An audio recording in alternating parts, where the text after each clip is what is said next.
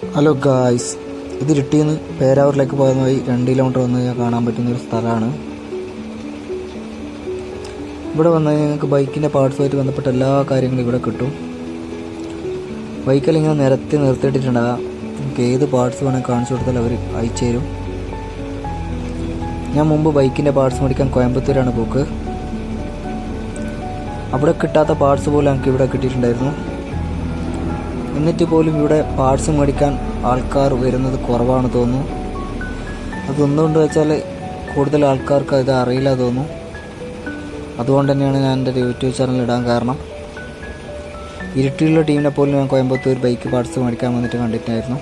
അവർക്ക് പോലും ഇത് കാണാൻ പറ്റിയിട്ടില്ല തോന്നുന്നു. അത്യാവശ്യം ചെറിയ ചെറിയ കാറുകളും ഇതിൻ്റെ പാർട്സുകളും കിട്ടുന്നുണ്ട്. ഫുള്ളായിട്ടില്ലെങ്കിൽ പോലും കുറച്ചെല്ലാം ഇവിടെ കാണാൻ പറ്റുന്നുണ്ട്. കാറുമായിട്ട് ബന്ധപ്പെട്ട പാർട്സ് എല്ലാം. അപ്പോൾ ഇവിടെ വരാൻ ആഗ്രഹിക്കുന്നവർ തീർച്ചയായിട്ടും വന്നോളൂ.